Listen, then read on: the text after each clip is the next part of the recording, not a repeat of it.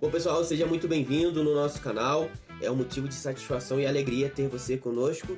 E já inicio te pedindo aquele like, porque isso é importante para o YouTube entender que esse canal é relevante e para que também eu saiba que você está gostando desse tipo de conteúdo. Então acompanha comigo mais uma questão importante para a gente conversar um pouquinho hoje. Hoje nós estamos diante de um cenário talvez um pouco diferente, e aí eu quero apresentar aqui para vocês essa notícia. Nicolas Ferreira.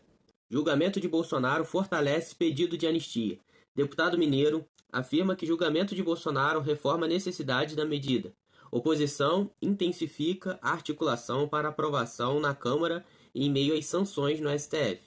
O julgamento do ex-presidente Jair Bolsonaro no Supremo Tribunal Federal iniciou nesta terça-feira, 2/9, tem mobilizado não apenas o Judiciário, mas também o Congresso. Enquanto ministros analisam denúncias de tentativa de golpe e outros crimes relacionados a 8 de janeiro de 2023, a oposição articula a aprovação de uma proposta de anistia aos investigados pelo ato. Aqui, pessoal, nós temos algo que está circulando por aí, né? Nós sabemos desse julgamento que está rolando aí. Já teve alguns dias desse julgamento e na próxima semana pode ser que esse julgamento ele se encerre. Mas o Legislativo também está articulando essa possibilidade de anistia. E aí você deve estar me perguntando, mas o que é anistia? Vem comigo aqui na Constituição Federal, artigo 5º, inciso 43. A lei considerará crimes inafiançáveis e insuscetíveis de graça ou anistia a prática da tortura, o tráfico ilícito de entorpecentes e drogas afins, o terrorismo e os definidos como crimes hediondos por eles, respondendo os mandantes, os executores e os que, podendo evitá-los, se omitirem. Lembrando que o artigo 5º, ele fala que todos são iguais perante a lei, sem distinção de qualquer natureza, garantindo ao seu brasileiro e aos estrangeiros residentes no país a inviolabilidade do direito à liberdade, à igualdade, à segurança e à propriedade, nos termos seguintes. E aí foi o termo que a gente leu. E aí quando a gente se depara com a Constituição Federal respaldando a anistia, né, agora nós temos o embasamento do que de fato os deputados, né, o Legislativo, ele está requerendo ao Judiciário também, né, ao presidente da Casa para ser pautado e tudo mais. Então, esse ato, ele é quando o Estado ele extingue a punibilidade de determinados crimes. Geralmente, esses crimes eles são de natureza política. Então, tendo esse entendimento, nós podemos ter uma noção que durante a história, durante o período histórico, nós tivemos também a Lei da Anistia, em 1979, que perdoou alguns crimes políticos. Crimes esses que foram cometidos durante o regime militar. Então aqui, mais uma vez, eu quero reforçar para vocês, assim como todos os vídeos, eu quero deixar bem claro que nós não somos parciais. Nós falamos, né, de uma forma jurídica, de uma forma consciente e informativa, de maneira imparcial, podendo você, né, ter suas ideias, ter o seu pensamento e também deixar nos comentários, né, os seus posicionamentos, logicamente sem ofender, né, comentários respeitosos e que de certa forma a gente possa criar uma rede de diálogo e também de aprendizado. Como eu costumo dizer, todos nós podemos ter opiniões diferentes e às vezes abrir um leque para que a nossa mente, né, possa ser um pouco mais moldada e seguirmos um outro caminho. Então, se você quer que pessoas entendam o seu posicionamento, seja respeitoso e deixe nos comentários aquilo que você pensa. Quem sabe alguém não olha, né, entende de certa forma como é o seu ponto de vista e realmente, né, que ele faz bastante sentido. Então, aqui, voltando, nós fazemos uma pergunta a nós mesmos. A anistia, ela é constitucional? Existe, né, um debate jurídico em relação a essa questão, porque a constitucionalidade da anistia, ela depende de diversos fatores. E um deles é o tipo de crime, né? Um crime político, ele pode ser anistiado, mas há controvérsias quanto à anistia, né, de crimes contra a democracia. E aqui a gente vai também ter um respaldo em relação a essas questões que também nos ajudam a ter uma referência melhor, porque alguns juristas eles afirmam, né, que a anistia para crime como tentativa de golpe de Estado, ela pode ser considerada inconstitucional. Acompanha comigo aqui. Anistia preocupante e mau exemplo, dizem juristas. Perdão fragilizaria a democracia, avalia professor da USP. Isso em 16 de março de 2025. Convocada pelo ex-presidente Jair Bolsonaro e seus apoiadores, uma manifestação marcada para domingo, já passou, tá? No Rio de Janeiro, defenderá a anistia dos réus processados por atos antidemocráticos em Brasília em 8 de janeiro. Vamos descer mais um pouquinho aqui. Juristas ouvidos pela Agência Brasil consideram que anistiar crimes contra a democracia é preocupante. Para Gustavo Sampaio, professor de Direito Constitucional da Universidade Federal Fluminense, UF, a anistia seria um mau exemplo para o país. Com democracia não se brinca. Se houve crimes contra a democracia, todas as provas demonstram cabalmente que esses crimes aconteceram, não é razoável a esses criminosos que lhes seja dado perdão na anistia. Isso será o mesmo que conceder um mau exemplo ao Brasil, um mau exemplo a essas pessoas de que poderão se articular novamente contra o Estado democrático de direito, acreditando que receberão o perdão. A professora de Direito Penal da Fundação Getúlio Vargas, em São Paulo, afirma que é difícil sustentar a legitimidade de uma anistia a pessoas que atentaram contra o Estado Democrático de Direito. No fundo, estamos falando de crimes que querem, pelo menos em tese, implodir o próprio sistema democrático, o sistema constitucional. Eu não acho que nunca nada possa ser anistiado. Só me preocupa o fato de que nós estamos tratando discussões que envolvem crimes contra o Estado Democrático de Direito.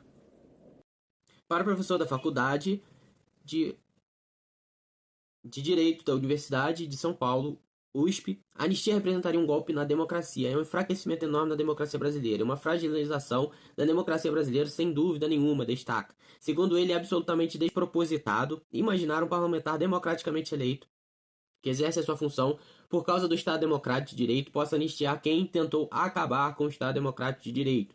Então, para a gente entender um pouco mais, eu quis abrir essa matéria porque alguns juristas têm os pensamentos, outros têm outro.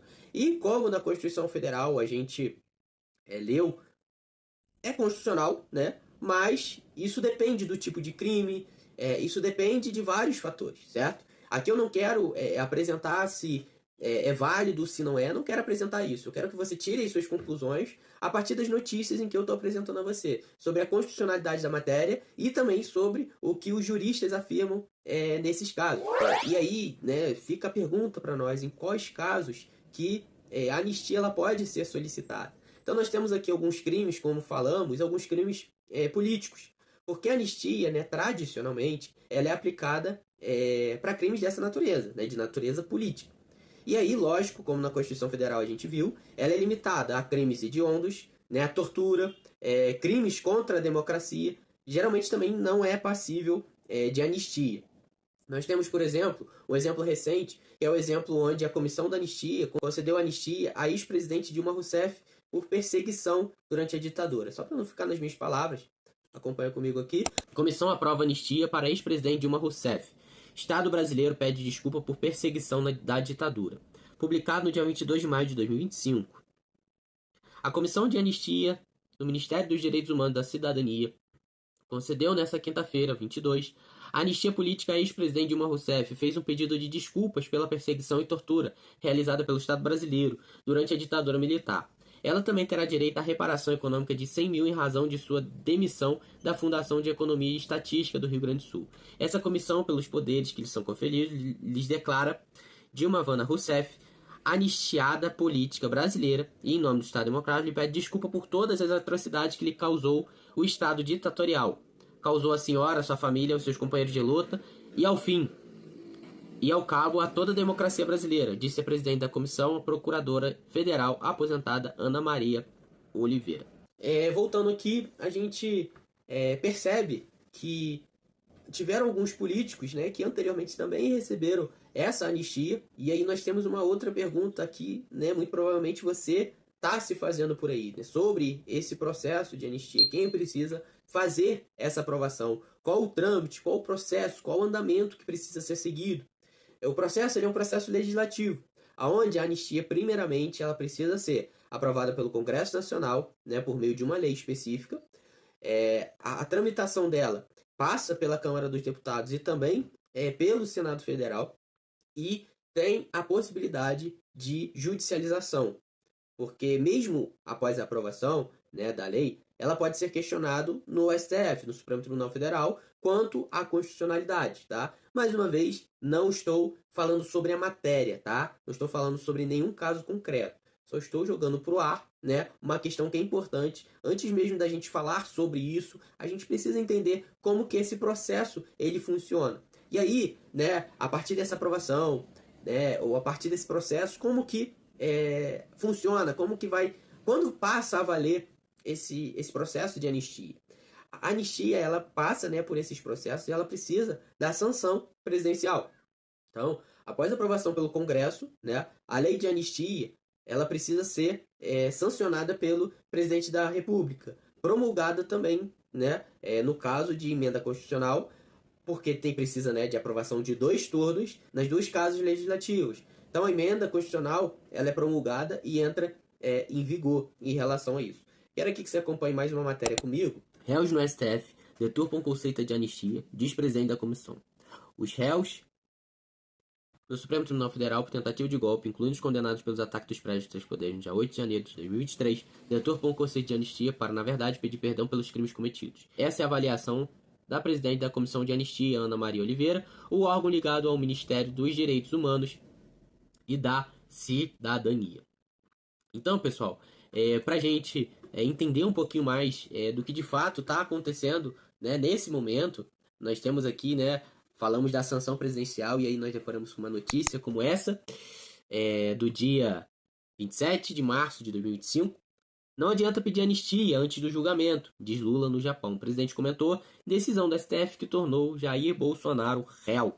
O presidente Luiz Inácio Lula da Silva afirmou na noite dessa quarta-feira, manhã de quinta no Japão, que a justiça brasileira está cumprindo seu dever no julgamento que aceitou a denúncia contra o ex-presidente Jair Bolsonaro e aliados sob tentativa de golpe. Então, diante dessas questões, né, que são importantes para nós temos aqui o apoio, né, à anistia, onde parlamentares eles defendem, né, a anistia como uma forma de pacificação, né, aqueles que defendem a anistia, né, por essa causa. E a crítica, né, aqueles críticos à anistia, eles argumentam, né, que conceder anistia a crimes contra a democracia enfraquece, de certa forma, o Estado democrático de direito.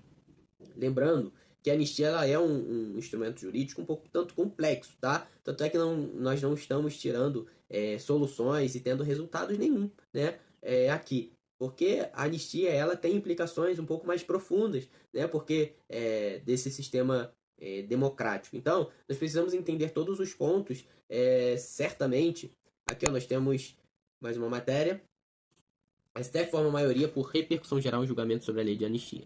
Com reconhecimento desse status, o que for decidido no Brasil valerá para todas as ações judiciais sobre o assunto, atualizado em 11 de fevereiro de 2025. Os ministros do STF formaram maioria esta terça-feira para dar repercussão geral, uma reclamação que pode mudar a aplicação da lei de anistia no país. O reconhecimento desse status em uma ação da Corte significa que o que for decidido valerá para todos os casos sobre o mesmo assunto, em todas as instâncias judiciais. Além de Flávio Dino, que é o relator, votaram também Luiz Fux, Luiz Roberto Barroso, Carmen Lúcia, Alexandre de Moraes e Edson Fachin. O que está em jogo é uma discussão sobre aplicar ou não a lei de anistia ao crime de ocultação de cadáver. Então aqui nós temos mais uma notícia, né, para reforçar um pouco mais a nossa tese, né, noticiária.